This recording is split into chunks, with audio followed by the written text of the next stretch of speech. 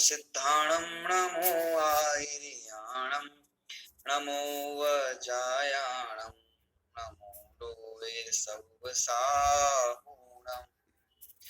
मोक्षमार्गस्य नेतारं कर्मभूभृतां ज्ञातारं विश्वतत्त्वानां वन्दे तद्गुणलब्धये। यह तत्वार्थ ग्रंथ है। इसके 90 अधिकार के ऊपर हमारी चर्चा अभी चल रही है। संवर और निर्जरा तत्व का यहाँ वर्णन किया गया है। निर्जरा तत्व के वर्णन के अंतर्गत कर्म के की निर्जरा के हेतुभूत जो तप है, उस तप की चर्चा यहाँ चल रही है। दो प्रकार से उसकी चर्चा की। बहिरंग तपों की चर्चा पूर्ण हुई है और अभ्यंतर तप की चर्चा हम अभी कर रहे हैं, जिसमें प्रायश्चित, विनय और वैयावृत्य, इन 3 प्रकार के अभ्यंतर तपों की चर्चा हमने की है। शेष 3 तपों की चर्चा हमें आगामी सूत्रों के माध्यम से करनी है। तो हम देखते हैं स्वाध्याय, विसर्ग और ध्यान, ये तप हैं हमारे। अभी देखते हैं सूत्र के माध्यम से, या चलते हैं सूत्र की तरफ, सूत्र पाठ करते हैं और फिर भाव को समझते हैं सूत्रों के।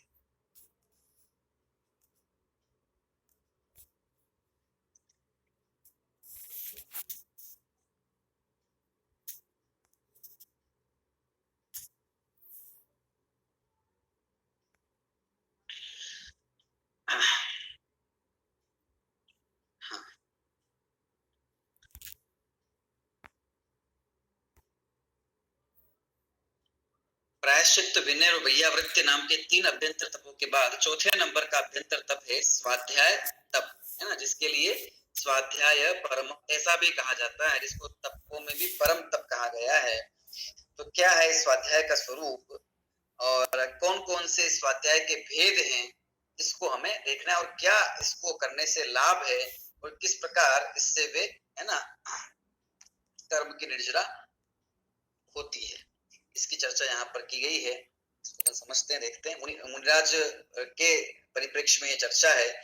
स्वाध्याय तप की हम बात करेंगे तो मुनिराजों के परिप्रेक्ष्य में यहाँ कर रहे हैं ना। मुनिराजों के परिप्रेक्ष्य में है, इसलिए स्वाध्याय मुनिराज ही कर सकते हैं, है ना, वही करते, ऐसा नहीं है। ये तो सामान्य श्रावक से लेकर मुनि तक सब करते हैं, लेकिन स्वाध्याय तप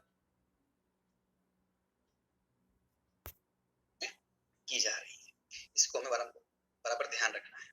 चलिए सूत्र पाठ करते हैं अपन। सबसे पहले सूत्र क्रमांक 25 सूत्र पाठ। 24 तक हमने पढ़ लिया था। 25वां सूत्र पाठ। वाचना पृच्छनानुप्रेक्षाम्नाय धर्मोपदेशाः। पुनः सूत्र पाठ। वाचना पृच्छनानुप्रेक्षाम्नाय धर्मोपदेशाः। वाचना पृच्छनानुप्रेक्षाम्नाय धर्मोपदेशाः। सूत्र विच्छेद करते हैं। देखिए, वाचना डैश पृच्छना डैश अनुप्रेक्षा डैश आम्नाय डैश धर्म डैश उपदेशाः। इसको हम एक साथ धर्मोपदेशाः ऐसा कहेंगे। तो 5 शब्द हमारे सामने आ गए। वाचना, पृच्छना, अनुप्रेक्षा, आम्नाय और धर्मोपदेश। ठीक है, सूत्र देखते हैं अपन। वाचना, पृच्छना, अनुप्रेक्षा, आम्नाय और धर्मोपदेश, यह 5 प्रकार का स्वाध्याय है। सबसे पहले स्वाध्याय तप को समझने के लिए हमें स्वाध्याय शब्द को समझना होगा। स्वाध्याय शब्द जो है वह 3 शब्दों से मिलकर बनता है, स्व, अधि और अय, है ना। स्व उपपद पूर्वक या स्वपद पूर्वक, अधि उपसर्ग से अय धातु। अय धातु जो होती है वो जाने के अर्थ में और जानने के अर्थ में होती है ना। तो स्व अधि अय मतलब अपने आत्मा के पास आना, है ना, स्वयं के पास में आना अथवा स्वयं के बारे में जानना। ठीक है, तो अपने आत्म स्वरूप के नजदीक आना अथवा अपने आत्म स्वरूप को जानना, उसी का नाम है स्वाध्याय। ठीक है ना। और इस आत्म स्वरूप को जानने के लिए किया जाने वाला जो उपक्रम है ना, क्या किया जा सकता है आत्म स्वरूप को जानने के लिए ना। किसी भी वस्तु को जानने के लिए हम क्या करते हैं, उसके बारे में पढ़ते हैं, है ना, सुनते हैं, खोज करते हैं, सोचते हैं, निष्कर्ष निकालते हैं, है ना। और जो कुछ भी हमने सीखा समझा है वो हमारे धारणा में बैठा रहता है ना, क्योंकि हम रुचि पूर्वक करते हैं ना। इस प्रकार से वस्तु को जानते हैं। इसी प्रकार से आत्म वस्तु को जानने के लिए क्या किया जाता है कि आत्म वस्तु को जानने के लिए उसके बारे में पढ़ते हैं, सुनते हैं, समझते हैं।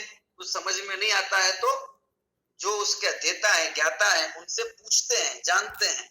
फिर जो कुछ सीखा समझा है उसके बारे में अपनी बुद्धि से, तर्क से उसका चिंतन करते हैं बारंबार और एक निश्चित निष्कर्ष तक पहुंचते हैं, है ना। और फिर जितना सीखा समझा है उसका बारंबार गोलन करते हैं, चिंतन करते हैं, है ना। अपनी धारणा में उसको बिठा देते हैं और फिर धारणा से वे चला ना जाए, है ना, दूर ना हो जाए, इसलिए बार बार अनेक प्रकार से उसका चिंतन करते हैं। ये तो करते हैं, है ना। ये और इससे वो आत्म स्वरूप जो हमने जाना है, अपने भगवान आत्मा को जो हमने जाना है, समझा है, वो स्वरूप वो हमारे ध्यान में से, वो हमारे ज्ञान में से उसका विचलन नहीं होता और वो निश्चित किया गया आत्म स्वरूप जब बारंबार उसका ध्यान करते हैं और उचित तीव्र अंदर में समय होती है तो फिर आगामी ध्यान की अवस्था तक ये जीव पहुंचता है। तो स्वाध्याय आत्म स्वरूप का निश्चय करने के लिए की जाने वाली प्रक्रिया है। आत्मा का स्वरूप जानने के लिए और उसको जानकर उसके बारे में निर्णय करने के लिए, और निर्णय किए गए उस आत्म तत्व का बारंबार उसको अपनी धारणा में, अपने ज्ञान में, अपने ध्यान में बनाए रखने के लिए की जाने वाली जो प्रक्रिया विशेष है ना, वो प्रक्रिया चिंतन के स्तर पर होती है ना। और वो प्रक्रिया ज्ञान के स्तर पर, पढ़ने समझने के स्तर पर, चिंतन भी ज्ञान का ही भेद है, उस स्तर पर की जाती है। उसके लिए जो जो नाना प्रकार के उपक्रम किए जाते हैं, सीखने के लिए क्या किया जाता है, गुरु के पास जाया जाता है ना, पुस्तक को पढ़ा जाता है, समझा जाता है, नहीं आए तो किसी से पूछा जाता है ना। जब सब कुछ समझ में आ जाता है तो उसका बार बार पाठ किया जाता है और फिर दूसरे को समझाया भी जाता है, ठीक है। उससे भी वो वस्तु तत्व जो होता है वो हमारे अच्छे से ध्यान में बराबर बना रहता है, ठीक है। और जिसकी रुचि होती है बारंबार उसी का चिंतन मनन अध्ययन अध्यापन चलता रहता है, तो यही जो है वो स्वाध्याय है। तो स्वाध्याय वस्तुतः ध्यान, जो आत्म स्वरूप का ध्यान इस जीव को होता है और आत्मा की रुचि मुंडाजों को होती है, तो वे क्या करेंगे, है ना। क्योंकि समिति रूप जो प्रक्रिया है उसका जीवन बारंबार, दिन भर तो कुछ काम आहार के लिए दिन भर तो जाएंगे नहीं, है ना, निहार आदि के लिए भी दिन भर तो जाएंगे नहीं, सारे दिन तो विहार करेंगे नहीं, तो करेंगे क्या, है ना। ये ज्ञान और ध्यान दो ही काम है ना, ज्ञान और ध्यान। ज्ञान ध्यान तपो रक्तस तपस्वी स प्रशस्यते। ऐसा कहा ना, तपस्वी कौन है, जो ज्ञान और ध्यान में रत रहता है, उसी का नाम तपस्वी है। जब अपने आत्म स्वरूप में लीन है ना, तो वो ध्यान अवस्था है। और जब उसमें लीन नहीं है बाहर शुभोपयोग में, तो वो ज्ञान अवस्था है। तो क्या करते हैं, जिसका ध्यान किया है उसी के बारे में ज्ञान करते हैं, उसी के बारे में विविध प्रकार से चिंतन करते हैं।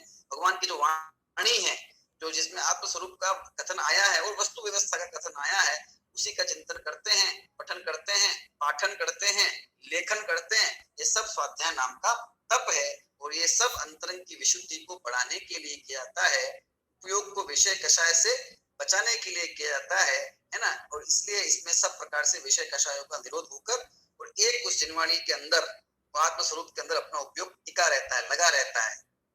विषय बदलते रहते हैं, है ना, लेकिन वो सब विषय जिनवाणी से जिनवाणी के ही होते हैं, आत्म स्वरूप संबंधी होते हैं। तो इस प्रकार से लेखन, पठन, पाठन, उपदेश और विचार की जो प्रक्रिया है, ये स्वाध्याय है। एक प्रकार से ध्यान का ही ये भूमि है, ज्ञान की भूमि ही ज्ञान है ना। इस प्रकार का स्वाध्याय, फिर वे ध्यान में आ जाते हैं, निर्णय करते हैं, फिर ध्यान में आ जाते हैं, ठीक है ना। इस प्रकार की प्रक्रिया इनकी चलती है। तो इसको तप की श्रेणी में रखा है और अत्यंत उच्च कोटि का तप है, ठीक है ना। और स्वाध्याय के माध्यम से ही पूर्व में जब समृद्धि की प्राप्ति न भी हुई इस जीव को, तब भी स्वाध्याय रूपी जो ये तत्व का चिंतन मनन है, बोलन है, पढ़ना है, सीखना है, यही एक ऐसा अमृत है जो उसको, है ना, उस आत्म स्वरूप का निश्चय भी कराता है। उस आत्म स्वरूप का निश्चय हो जाने के बाद उस आत्म स्वरूप की सतत धारा जो बनी रहे, वो धारणा भी इस तत्व के चिंतन आदि के माध्यम से, स्वाध्याय आदि के माध्यम से बनी रहती है। इसलिए ज्ञान और ध्यान ये दो ही कार्य आचार्यों के, मुंडाजों के, है ना, मुख्यता से होते हैं। ध्यान में नहीं है तो ज्ञान में, और ज्ञान में नहीं है तो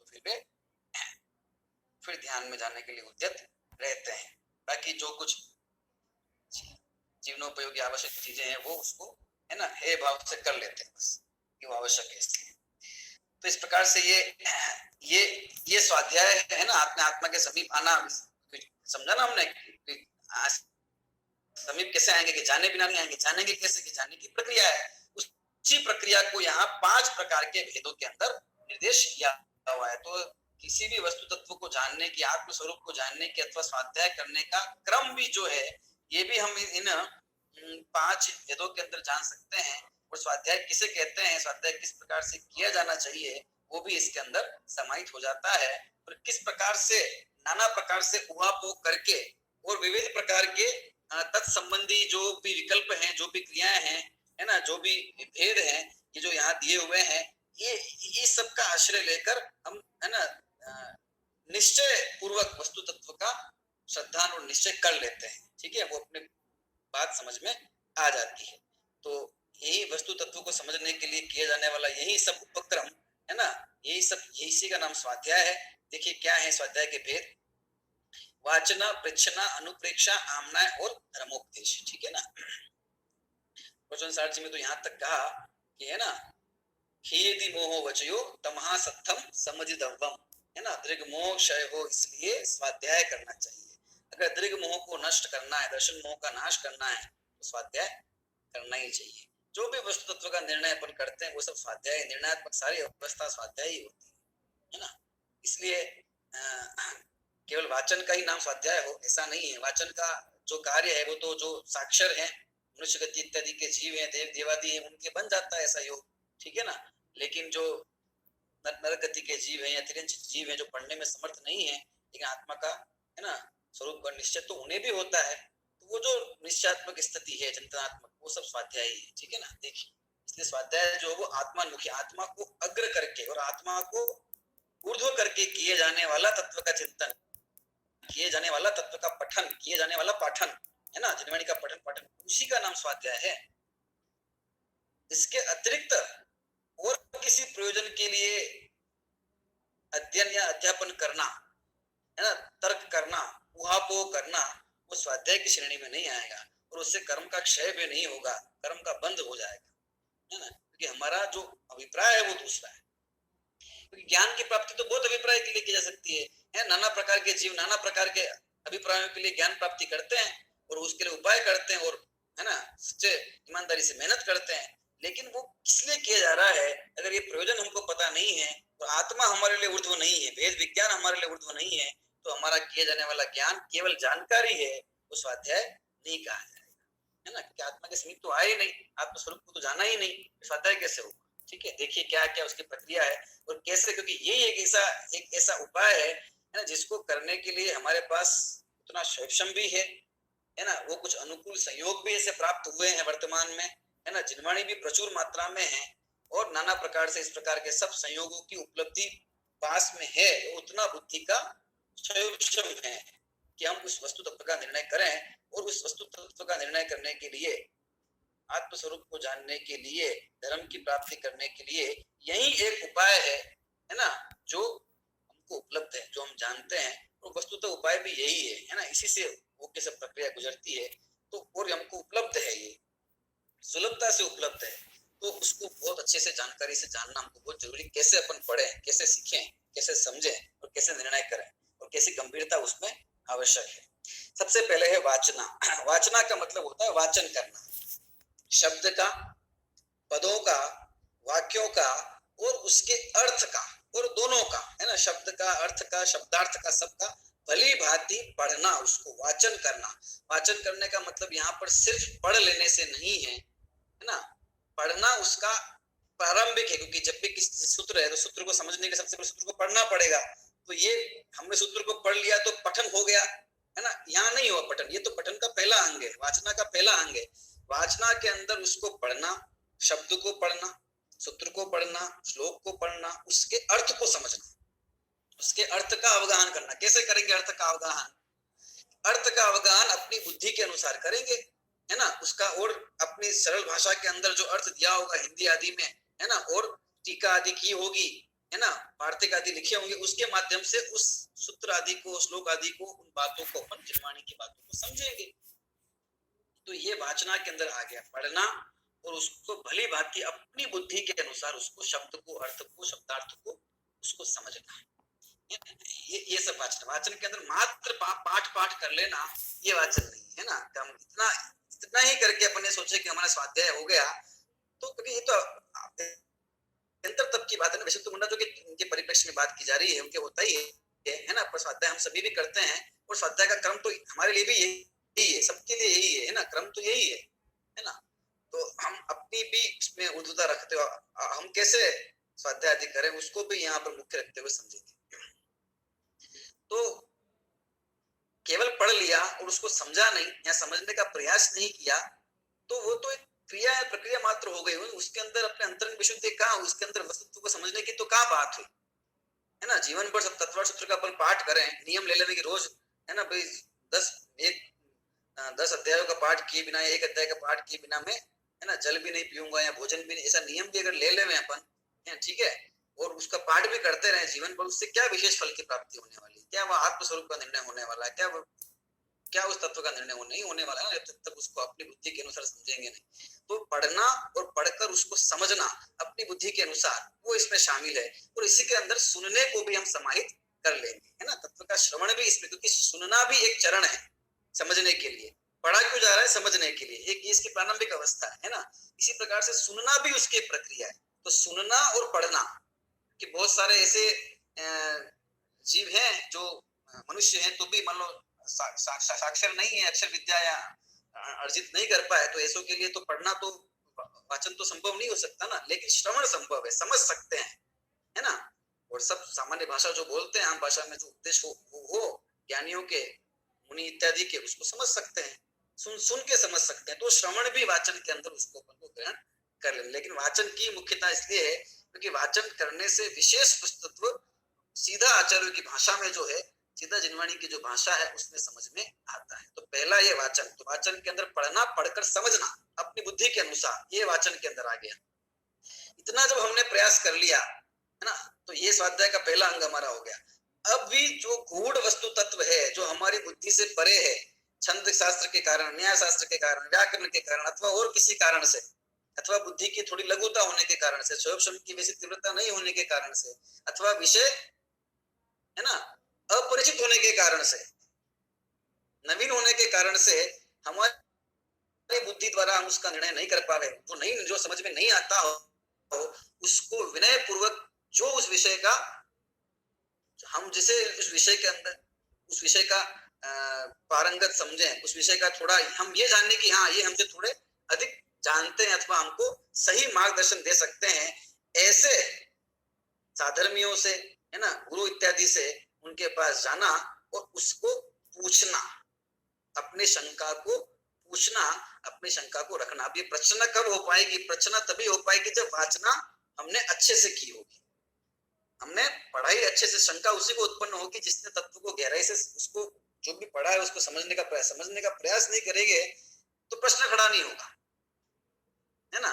तो फिर तो ऐसा ही है कि बस चल रहा है, चल लिया, पढ़ना है, पढ़ लिया, है ना। क्योंकि ऐसा तो नहीं हो सकता, वस्तु जिसको निर्णय नहीं है, तो निर्णय करने के लिए तो अनेक प्रकार की शंका उत्पन्न होगी ही होगी चित्त में। अनादिकाल से अभ्यास तो विषय का शंका है, आत्म तत्व का तो है नहीं। जब नहीं है तो उस विषय में शंका उत्पन्न होगी, जो विषय अनभ्यस्त है उसमें शंका उत्पन्न होगी, है ना।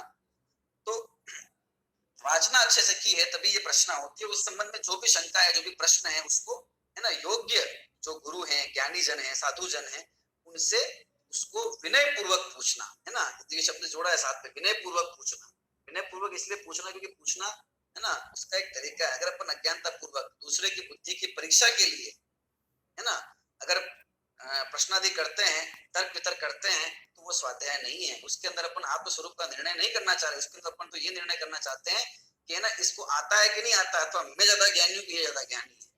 तो जय और पराजय, वीतराग कथा करनी, विजुगिषु, दो प्रकार की कथा कही गई हमारे, एक वीतराग कथा, एक विजुगिषु कथा, है ना।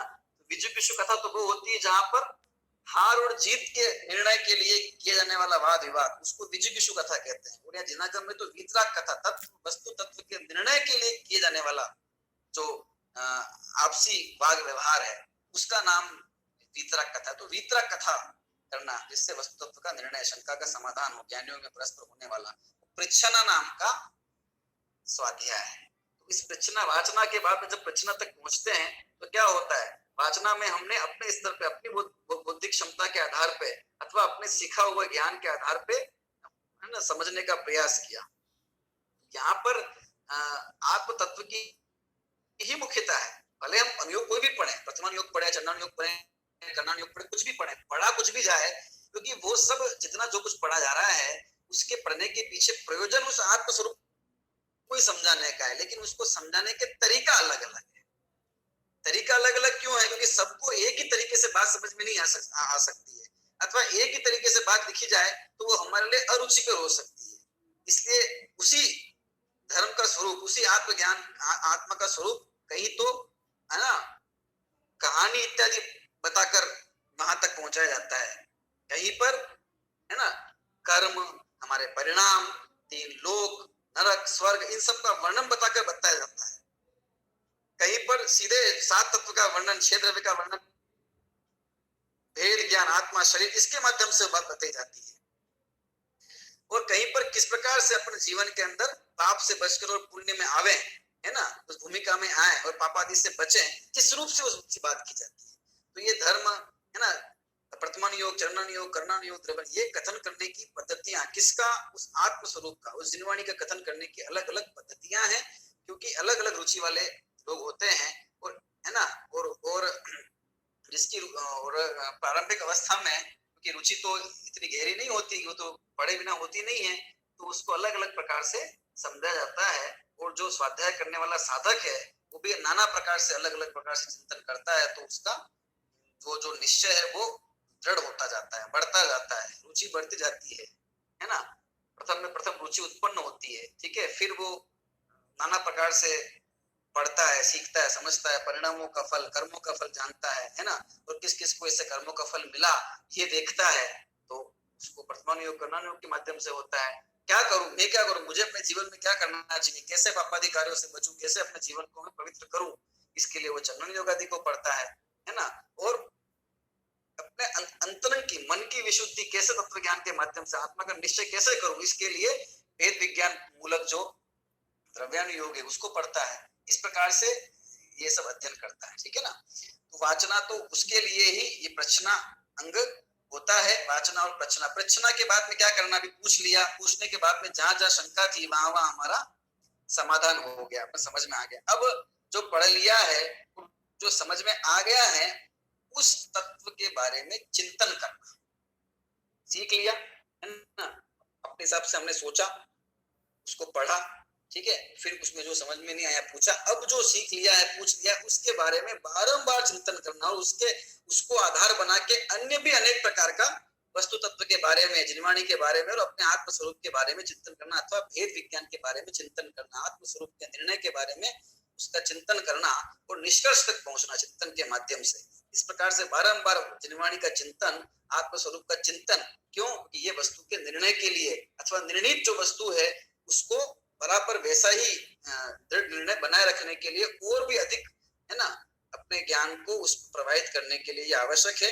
तो इसका नाम है अनुप्रेक्षा, भावना, बार बार भाना उसको, फिर आमना है। इसके बाद क्या करना है ना, सीख लिया, पूछ लिया, चिंतन कर लिया, चिंतन करके हमने निर्णय कर लिया। अब क्या करना कि अब अगर अपन उसको निर्णय कर लिया, ठीक है, हो गया निर्णय, खत्म, अब रुक जाए यहाँ पर, तो क्या होगा, है ना, क्योंकि ध्यान रूप अवस्था तो है नहीं, और निर्णय करके अपन शांत रुक गए, है ना, तो फिर क्या होगा उसका कि फिर उपयोग बाहर में जाएगा, है ना, और उपयोग बाहर में जाएगा। और फिर विद्या का कार्य क्या है, अनभ्यास है विषम विद्या, कि बिना अभ्यास किए हुए जो विद्या है वो विष बन जाती है। इसलिए जो कुछ सीखा है, समझा है ना, देखो रुचि बिना ऐसा इतना गहरे से अध्ययन हो नहीं सकता। जब रुचि हो गई है ना, तो फिर उसको बुद्धि पूर्वक आमना है, आमना करना। उस आमना करना मतलब उसको बार बार दोहराना, जो कुछ पढ़ा है, सीखा है ना, उसका ही बारंबार उसको याद करना, दोहराना, उसका चिंतन करना, अथवा जीवन के अनेक प्रकार की जैसे परिस्थितियां बनती है उसके अंदर उन वस्तु विषयों को, उन सिद्धांतों को लागू करना, लगाना, उनके बारे में बार बार सोचना कि जीवन में नाना प्रकार के सुख दुख की परिस्थितियां, आकुलता, प्रतिकूलता, अनाकुलता की परिस्थितियां बनती है। तो वहां उस प्रकार का सारा चिंतन, इसका नाम है पुनः पुनः उसका दोहराना, अथवा जो कुछ पाठ है, सूत्र है, श्लोक है, जो कुछ भी हमने सीखा है उसको पाठ करना। पाठ को करना कि पाठ करने से वो हमारे धारणा में बना रहेगा, हमारे मुंह पे बना रहेगा, हमारे चिंतन में, हमारे ध्यान में बना रहेगा कि जब हम बैठेंगे, चिंतन करेंगे, सोचेंगे तो क्या सोचेंगे, किसके बारे में सोचेंगे। तो याद किया, अभी तो याद आएगा, है ना। समय सार का चिंतन करना है तो हमको कर्ता कर्म अधिकार याद आया, है ना, पूर्व रंग याद आया, जीवा जीव अधिकार याद आया। तो ये सब पढ़ा है तब याद आया, और कुछ हमारी स्मृति में बैठा है तब याद आया। बार बार याद करते जाएंगे तो वो बन जाएगा, अंदर चित्त में बैठ जाएगी वो चीज, है ना। तो श्लोकादि का पाठ करना हो अथवा जो जो तत्व पढ़ा है हमने उसका पाठ करना, उसके बारे में सोचना, बार बार उसको याद कर लेना, ये आमना नाम का स्वाध्याय है। इतना जब हो जाए, वाचना हो गई, प्रचना हो गई, है ना, वाचना करके हमने अपने हिसाब से निर्णय कर लिया, प्रचना के ज्ञानी जन से पूछ के निर्णय कर लिया, अनुप्रेक्षा में फिर जो कुछ भी शंका समाधान करना था, फिर अपने स्तर पे अंतिम हमने उसका निर्णय करे। निर्णय करने के बाद में उसको धारणा बिठाने के लिए उसका बार बार अपन ने अभ्यास किया, दोहरान किया। वो इतना जब हो जाए तो फिर, है ना, योग्य श्रोता जाने, है ना, तो उनको धर्म का श्रवण करवाना, धर्म का उपदेश देना, अथवा, है ना, कोई ग्रंथ इत्यादि है उसका, और जो साधर्मी है उनको पाठ करवाना, है ना। ये सब अपन मुंडराजों की मुख्यता से रखेंगे तो यहाँ पर स्वाध्याय तप के अंदर उनकी बात करेंगे, और हम श्रावक आदि की मुख्यता से करेंगे तो स्वाध्याय हम सब करते हैं तो उसमें भी यही प्रक्रिया है, ठीक है ना। तो धर्मोपदेश देना, तो, है ना, उपदेश देने का जो कार्य है मुनिजन, मुनि, साधु, आचार्य आदि तो करते यही है ना, तो करते ही हैं।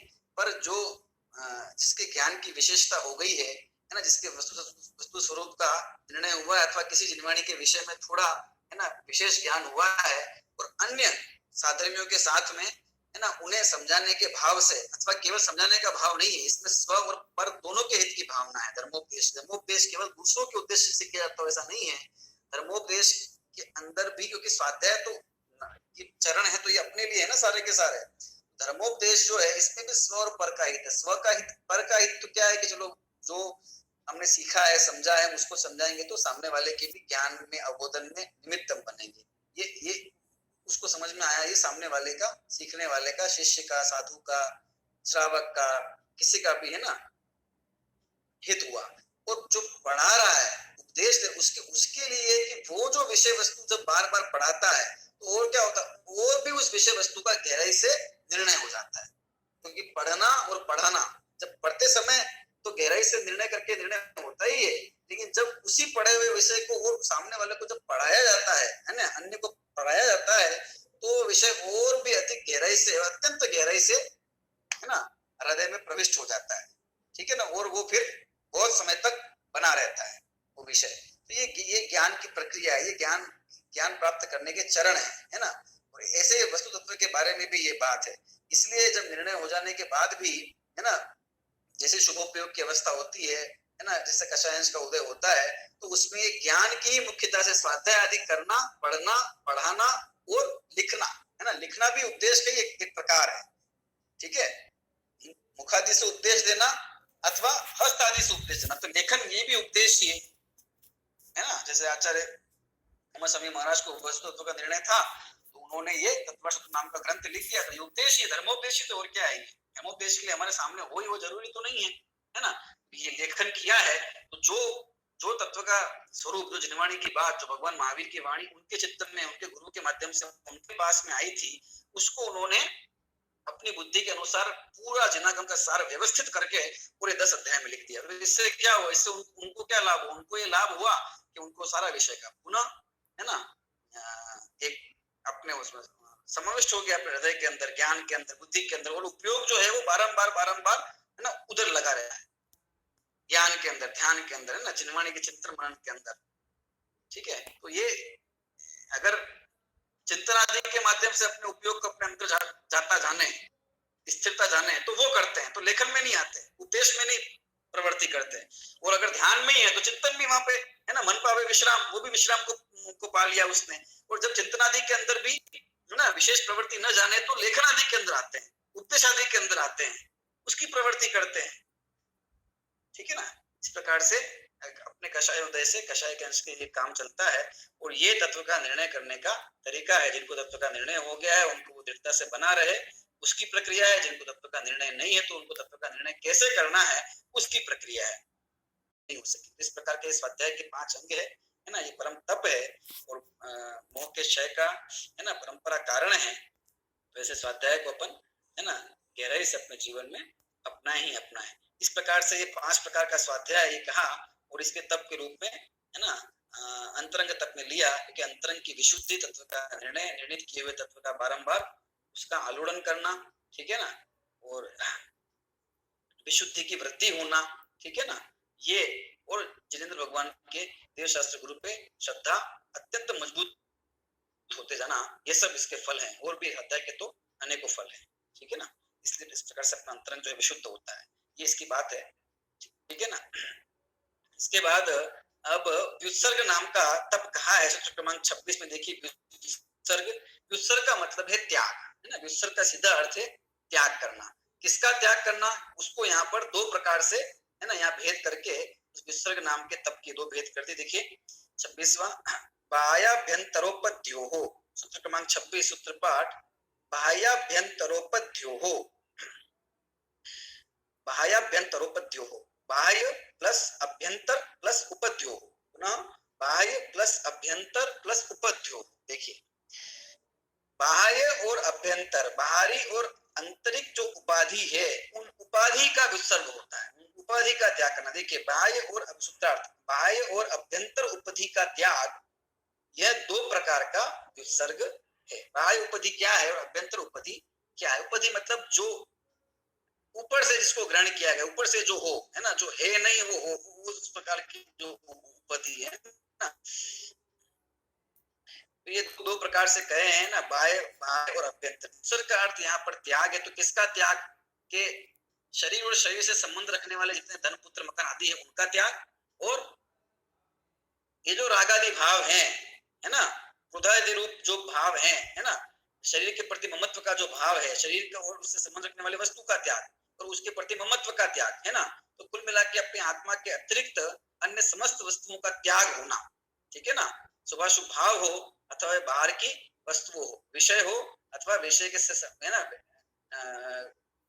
विषय हो अथवा कषाय हो, ठीक है ना, संयोग हो अथवा संयोगी भाव हो, इन सबका त्याग होना, ये विसर्ग नाम का तप है। यहाँ तो तप सीधा सीधा है ही, क्योंकि विषय कषाय का त्याग यहाँ प्रवृत्त हो रहा है, ठीक है ना। बाह्य बाह्य उपाधि में क्या लिया, देखिए आत्मा से भिन्न जो मकान पुत्र आदि जो वस्तुएं हैं, शरीर को भी इसमें ग्रहण कर सकते हैं अपन, वो बाह्य में ले लिया है। और अभ्यंतर के अंदर जो आत्मा के अंदर उत्पन्न होने वाले भाव है, यद्यपि आत्मा के भीतर उत्पन्न होने वाले हैं, तथापि वे है ना शुद्ध आत्मिक भाव नहीं है, शुभाशुभ भाव रूप है ना, बाह्य उपाधि रूप भाव है। शुद्ध भाव भी जो उत्पन्न हुआ है वो भी पर्याय मात्र होकर उसको भी, उसमें भी जो है आत्मपना उनको नहीं होता, ये मैं इस प्रकार का भाव नहीं होता, एक ध्रुव तत्व में ही मैं का भाव होता है।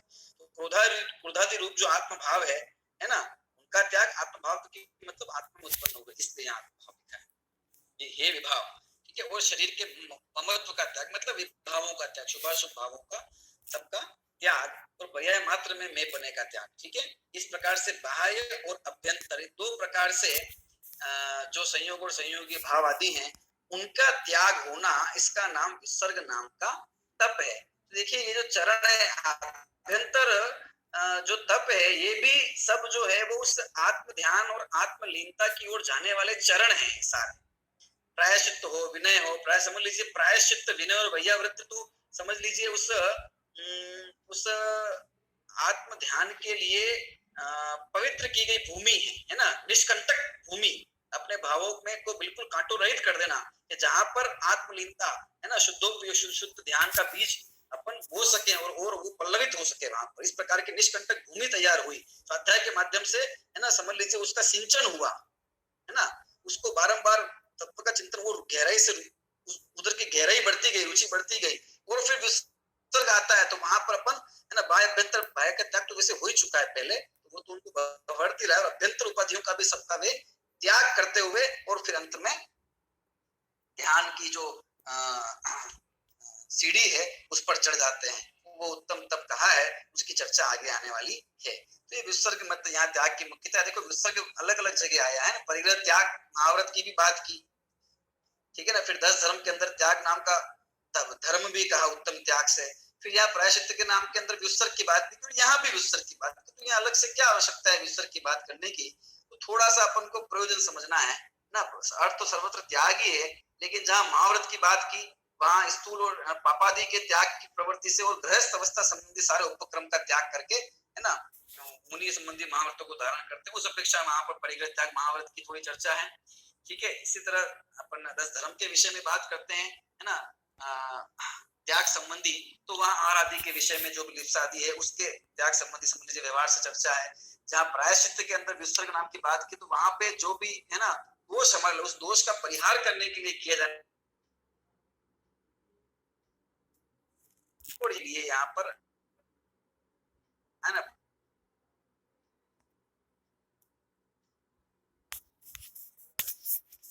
व्युत्सर्ग नामक यहाँ तप की चर्चा है ना, जो त्याग रूप है। और अंत में फिर अब ध्यान नामक तप शेष रहा है, तो इसके बारे में फिर विस्तार से आचार्य देव ने चर्चा की और सब प्रकार के ध्यानों की भी चर्चा की है। ध्यान तप की तो बात की है, तप के साथ साथ ध्यान सामान्य की चर्चा भी फिर आचार्य भगवान ने सब की है आगामी कई सूत्रों में, तो उसको अपन फिर आगामी कक्षा से समझेंगे। अभी का विषय जो है अपन ने 2 सूत्र देखे हैं, सूत्र क्रमांक 25 और 26, स्वाध्याय और विसर्ग नामक तप की चर्चा हमने की है ना, उसको अपन समझे गहराई से। आज के विषय को अपन यहीं पे विराम देते हैं। इस संबंधी कोई प्रश्न, कोई शंका, कोई विशेष बात हो तो आप अगली कक्षा